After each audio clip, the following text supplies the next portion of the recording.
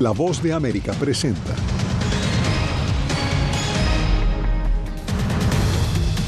Estados Unidos busca evitar que se expanda el conflicto entre Israel y Hezbolá, que ha provocado la muerte de cientos de personas. Medio Oriente y Ucrania dominarán agenda esta semana durante la Asamblea General de la ONU. Continúa preocupación por seguridad en Haití. Líderes mundiales se pronuncian desde Nueva York. Y sospechoso de intentar asesinar a Donald Trump había dejado una nota revelando sus intenciones, según autoridades.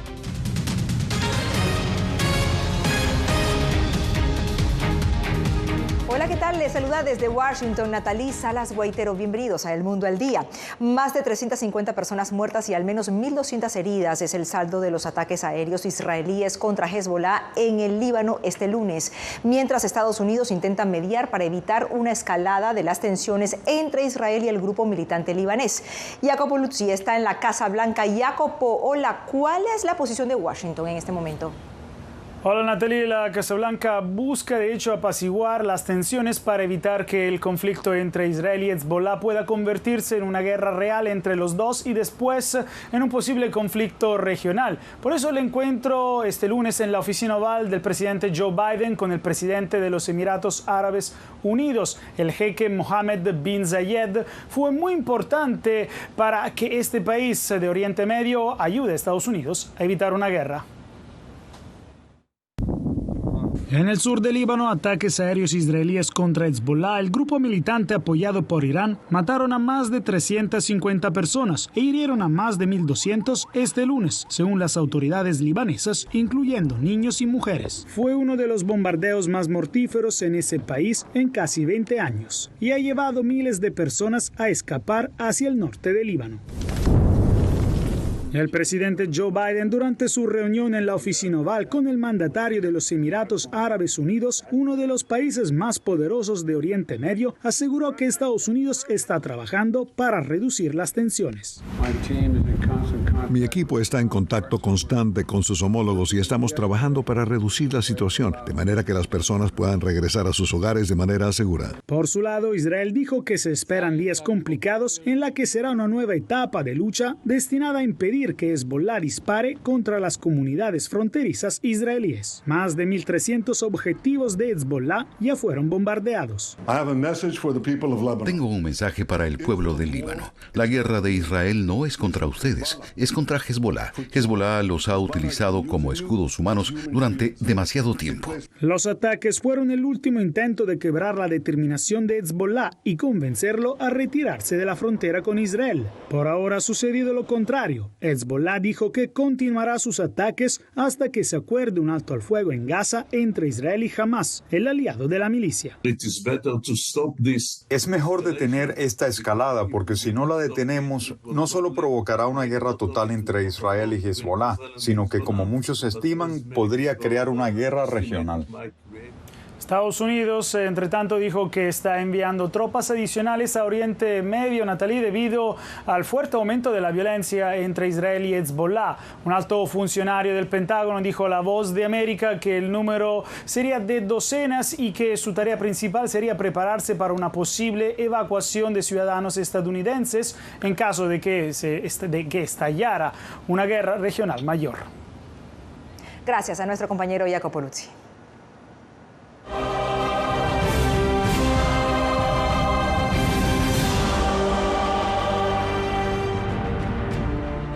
El riesgo de que se expanda la guerra en Medio Oriente y el conflicto en Ucrania dominarán esta semana la agenda de los líderes mundiales reunidos en la Asamblea General de la ONU en Nueva York, en donde además se cuestiona la habilidad del organismo para responder a las guerras. Tenemos cobertura en equipo con nuestros enviados especiales Jaime Moreno y Celia Mendoza. Jaime, comienzo contigo. ¿Qué proponen ahora para lograr que la ONU sea más efectiva a la hora de encarar crisis como las actuales? Natalie, lo que hemos escuchado en las intervenciones del día de hoy en un evento que se conoce como la Cumbre del Futuro es que varios de los presidentes, de los jefes de Estado, han manifestado que el Consejo de Seguridad de las Naciones Unidas debería ampliarse y modificarse la manera en cómo se aplica el poder de veto. Este planteamiento lo han hecho en un tono de frustración al ver la falta de capacidad de las Naciones Unidas para actuar frente a conflictos como el de Ucrania y lo que está pasando en el Medio Oriente.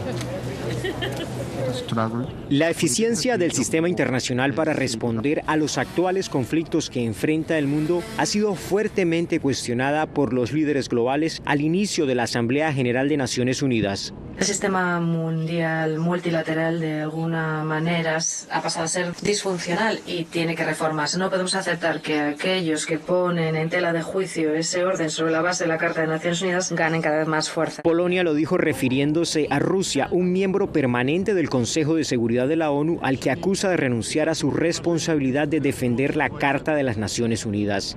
Ante guerras como la de Ucrania y ahora el riesgo de expansión del conflicto en Medio Oriente, Finlandia se une a las voces que cuestionan la poca efectividad del Consejo de Seguridad de la ONU, que pide reformar y expandir a más países. 3 propuestas para la reforma del Consejo de Seguridad. La primera, ampliarlo con 5 miembros más, 1 de América Latina, 2 de África y 2 de Asia. La segunda propuesta es que el poder de veto se elimine para todos los miembros permanentes y no permanentes. Y tercero, si un miembro del Consejo de Seguridad vulnera flagrantemente la Carta de las Naciones Unidas, sus derechos de votar ante el Consejo deben quedar suspendidos.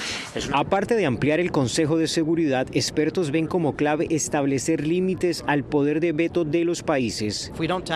Si no abordamos la cuestión del veto, será difícil lograr un consenso entre todos los miembros para ampliar el número de miembros permanentes del Consejo. El propio secretario general de Naciones Unidas ha puesto de nuevo el tema de la reforma a la ONU como un asunto central. Nuestro sistema de seguridad colectiva se ve amenazado por las divisiones geopolíticas, las posturas nucleares y el desarrollo de nuevas armas y teatros de guerra.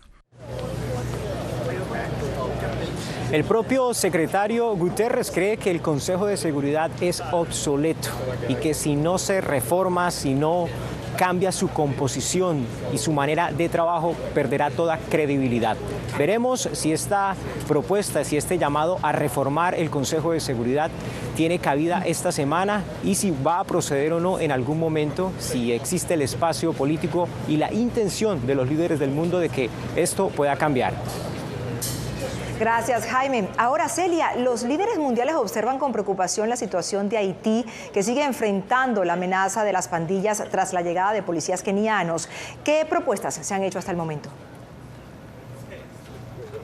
Estados Unidos y varios países en el mundo están buscando la forma de que pueda establecerse una nueva misión de paz por parte de Naciones Unidas. Esto llevaría a los cascos azules nuevamente al territorio haitiano. Sin embargo, esto ha sido recibido con mucha cautela por parte del secretario general Antonio Guterres, que asegura que esta debería ser la última opción. La crítica situación de seguridad en Haití será centro de atención esta semana durante la Asamblea General de Naciones Unidas, donde Estados Unidos, que ha estado liderando los esfuerzos de la misión de seguridad multinacional encabezados por Kenia, ha propuesto la posibilidad de establecer una misión de paz de la ONU en el país. El crimen organizado está operando fuera y dentro de Haití, y las diferentes bandas se matan entre ellos y también a la población civil. Por supuesto, personalmente creo que una intervención militar sería muy bienvenida por la población.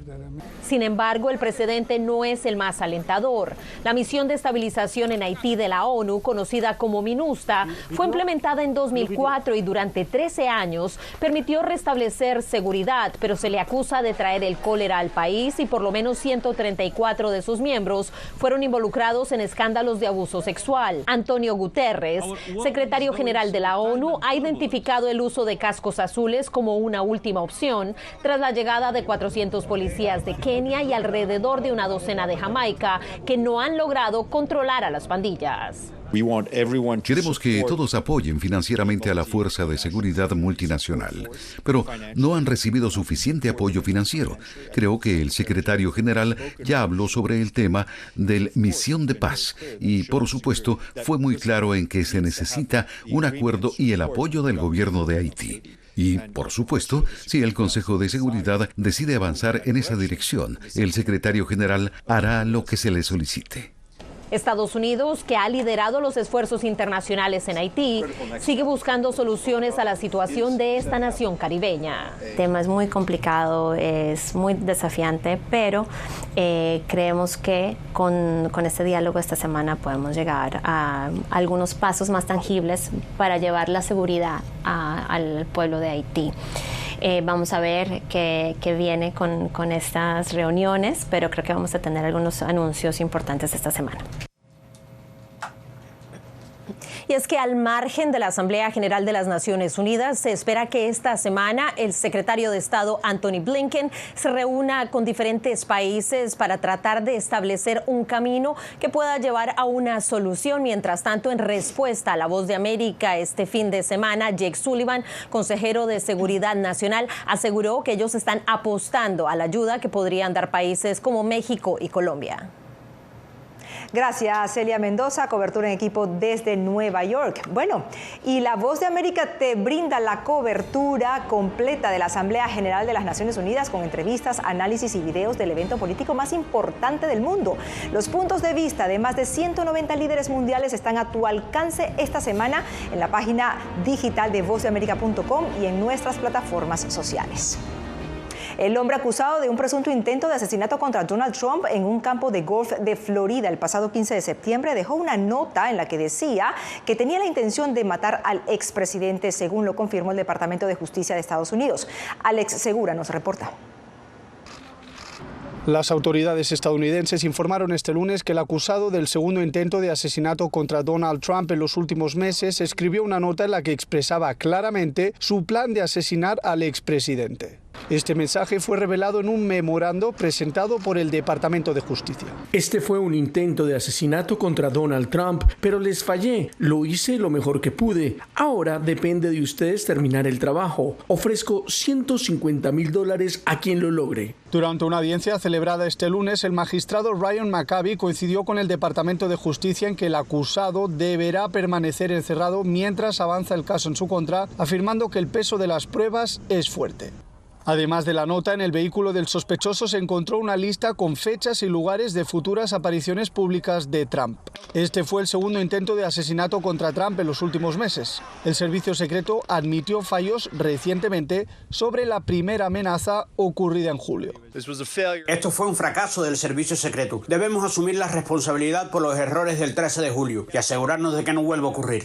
A 42 días de las elecciones, la campaña electoral acumula un nivel de violencia inédito que abre un interrogante sobre su posible impacto en las urnas. Alex Segura, Voz de América.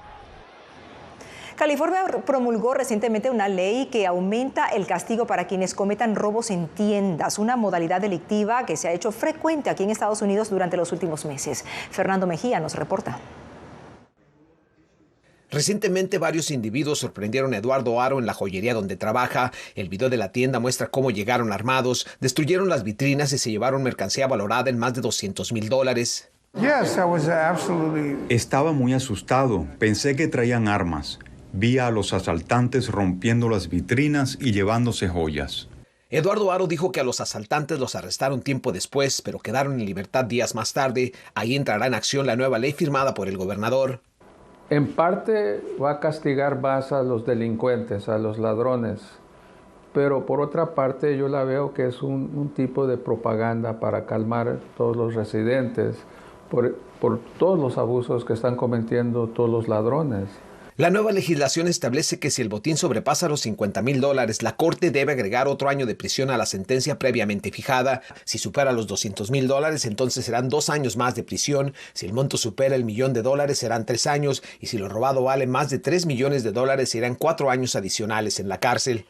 Legisladores demócratas que apoyaron esta ley me comentaron que este tipo de crimen, conocido en inglés como smash and grab, en donde un grupo de personas irrumpen un negocio, rompen las vitrinas y se roban la mercancía, se está convirtiendo en una crisis no solo en California, sino también en otros estados de la nación.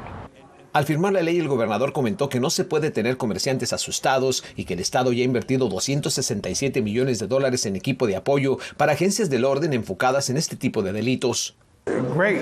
Me parece muy bien. Es bueno para los negocios, nos protege y protege a la gente que trabaja en la tienda. Algunos consideran que aún con esta nueva ley difícilmente se erradicará el problema. Para Eduardo Haro, cualquier acción en contra del crimen, por mínima que sea, siempre será bienvenida. Fernando Mejía, Voz de América, Los Ángeles, California. La suspensión de los vuelos comerciales entre Venezuela y Panamá, República Dominicana y Perú, por decisión adoptada el pasado mes de julio por el gobierno de Nicolás Maduro, redujo en un 54% la conectividad internacional del país caribeño. Álvaro Algarra tiene el reporte.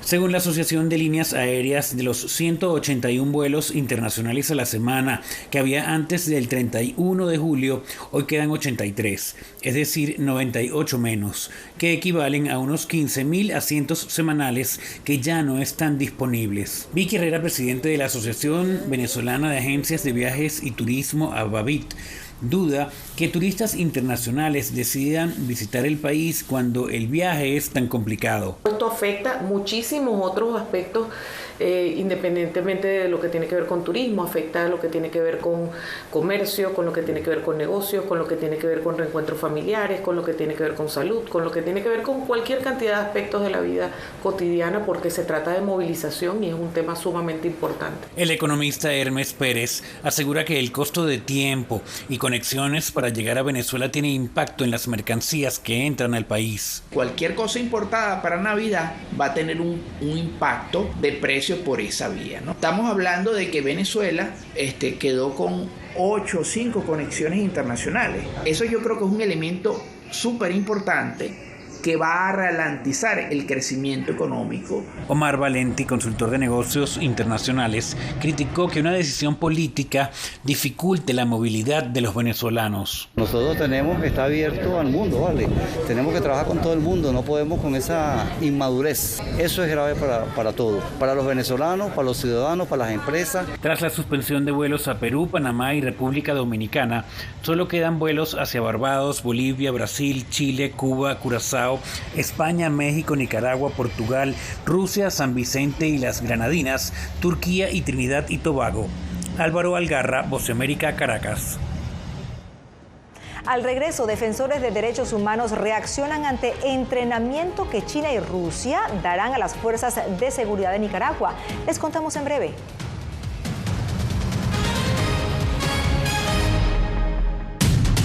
Esta semana en Foro, ¿cómo han cambiado las remesas, las economías de la región? Cuanto peor andan las economías regionales, más grande se pone la remesa, porque más gente emigra. Lo que vemos son dos tendencias fundamentalmente. Una continuidad del envío de dinero, pero al mismo tiempo una desaceleración. Los migrantes se han apretado los pantalones para seguir enviando. Soy Néstor Aguilera, corresponsal de La Voz de América en el Ecuador. Informar sobre la realidad de un país exige una alta dosis de responsabilidad periodística, más aún cuando las noticias evolucionan a cada instante.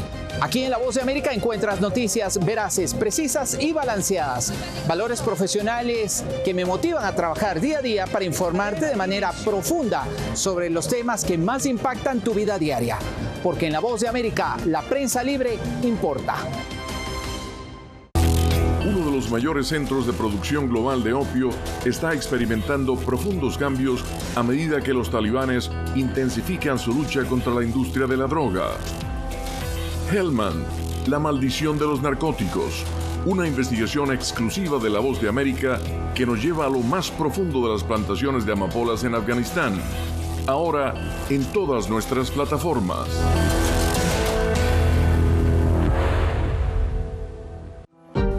Hola, soy Oscar Ortiz Barahona, corresponsal La Voz de América. Ser La Voz de América desde Honduras me permite conectarme con todos ustedes, nuestras audiencias en todos los países del continente, ofreciendo información veraz sobre los temas que más te impactan. Honduras y los Estados Unidos han ejercido labores humanitarias. Más de 40 viviendas. Desde perspectivas humanas y con base en hechos, te informamos para que seas tú quien formes tu propia opinión. Porque La Voz de América, la prensa libre, importa.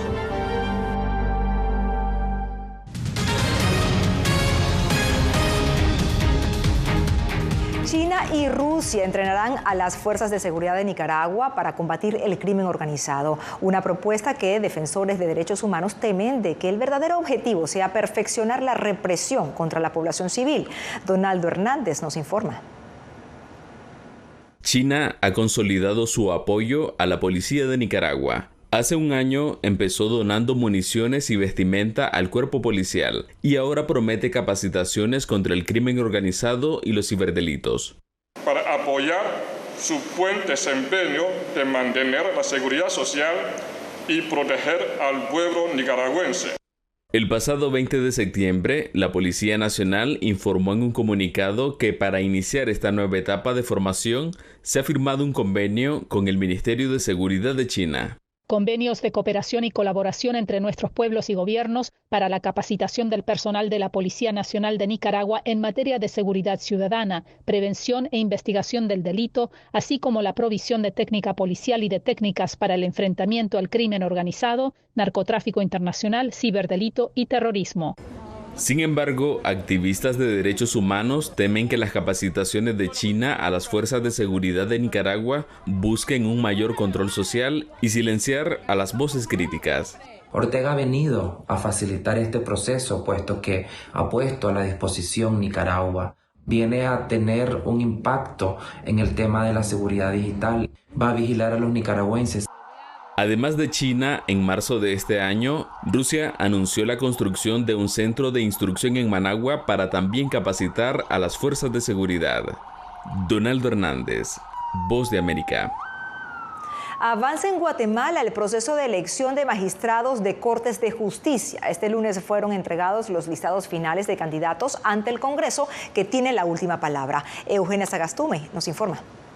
9, 10, 11. Jornadas maratónicas se vivieron para identificar a 26 candidatos finalistas para la Corte Suprema de Justicia y 312 finalistas para Cortes de Apelaciones, que deben entregarse este lunes al Congreso de la República, que es el responsable de elegir a 13 magistrados titulares de la Corte Suprema y 156 magistrados titulares de las Cortes de Apelaciones. La primera votación terminó con desacuerdos. Después de 20 horas de votación por grupos, para agilizar el proceso, propusieron integrar un listado de 74 aspirantes que fue aprobado por mayoría. Yo personalmente manifesté mi desacuerdo y razoné mi voto. Y surgieron críticas por la falta de consensos para elegir sede para las reuniones. El retraso improductivo y nos provocó que estuviéramos corriendo a última hora. Todo el tema de la sede iba en esa línea, ¿verdad? De frenar el proceso, que se nombren magistrados, ¿verdad?, a tiempo, imparciales, objetivos, idóneos, probos, éticos. Quedaron fuera de la nómina los sancionados por Estados Unidos: Rafael Curruchiche, actual fiscal contra la corrupción, los jueces Víctor Cruz, Jimmy Bremer y Maynor Moto, y Gilberto Porres, esposo de la actual fiscal Consuelo Porras. El Pleno de Diputados tendrá 2 semanas para elegir a los magistrados que deben asumir el próximo 13 de octubre. Eugenia Sagastume, Voz de América, Guatemala. Después de la pausa, investigación periodística revela presuntos planes de espionaje a la prensa en El Salvador. Se producen reacciones. Ya volvemos.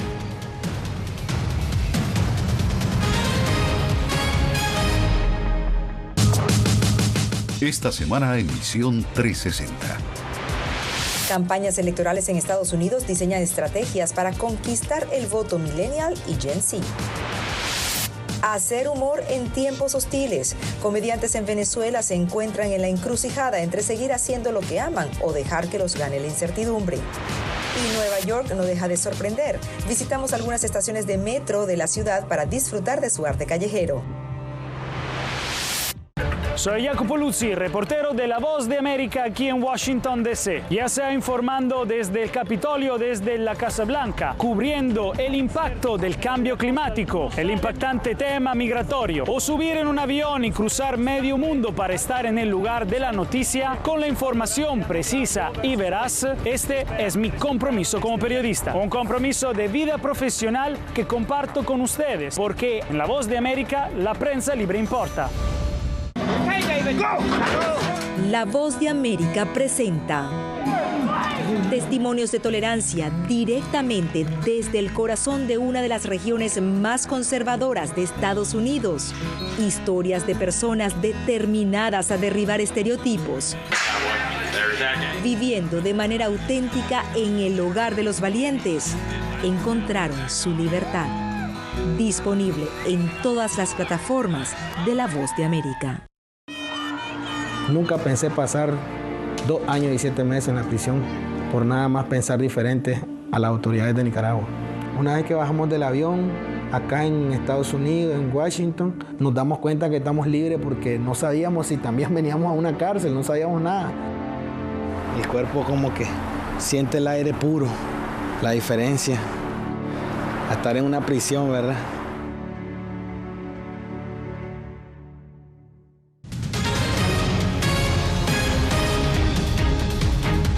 En El Salvador, diversas reacciones han surgido tras una investigación periodística que reveló presuntos planes de espionaje del gobierno de Nayib Bukele contra la prensa salvadoreña. Claudia Saldaña tiene la información.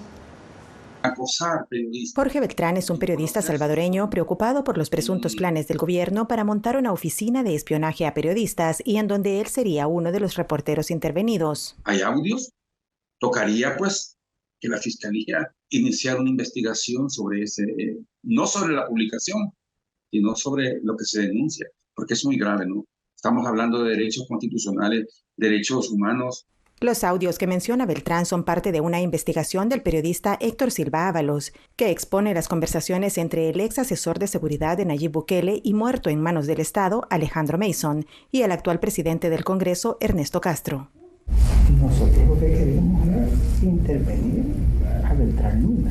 El diputado vinculado restó credibilidad al medio y al autor del reportaje y trató de argumentar que los audios podrían haberse creado con inteligencia artificial. Y ellos creo que tratan de hacerse sentir y de inventar todas esas cosas como que fueran importantes. O sea, ellos no son importantes para nosotros. O sea. Pero la Asociación de Periodistas de El Salvador, APES, aún espera una postura oficial del Ejecutivo, que tras varios días desde la publicación aún guarda silencio. Es urgente que el gobierno se pronuncie y rinda cuentas sobre esto, en lugar de atacar al mensajero, que es lo que hemos visto. La AP señala que este es un hecho grave que atenta contra la libertad de prensa y el ejercicio del periodismo. Informa que en lo que va del año se han registrado al menos 165 agresiones a la prensa, en donde el Estado es el mayor agresor. Claudia Saldaña, Voz de América, San Salvador. Usted está viendo El Mundo al Día. Ya volvemos con más. No he visto un peligro en la libertad de prensa. Periodismo, la prensa libre importa. Una coproducción de La Voz de América y Telefuturo. El problema que se va acentuando se llama libertad de expresión. Disponible en vozdeamerica.com. Mama, te suba. Mama, te suba. Ну, теперь не давай Боже. Еще этого испытай. Какие разрушения на Украине, кошмар. Там была ракета. Ракета или бомба?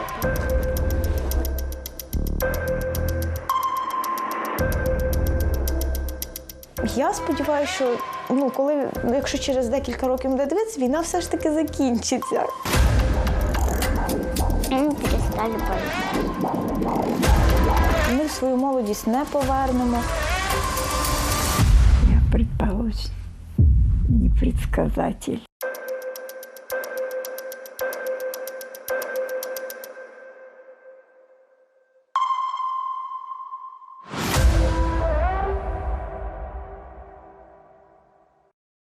Soy Fabiola Chambi, corresponsal de La Voz de América en Bolivia.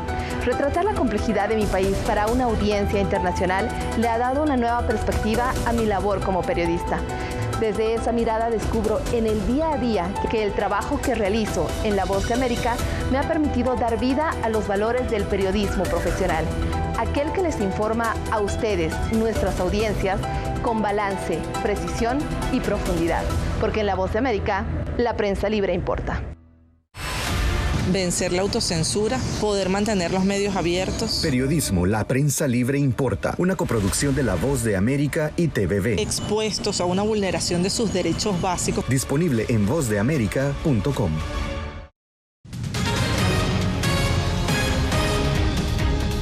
Finalizamos esta edición del Mundo al Día con la Fiesta Mayor de Barcelona, la Fiesta de la Mercè. Locales y turistas disfrutaron del espectáculo que se celebra cerca de la icónica La Pedrera de Gaudí, con una procesión de demonios y criaturas que escupen fuego y llenan las calles con pirotecnia y animadas actuaciones. Les informó Natalisa Los Goitero. Hasta una próxima oportunidad.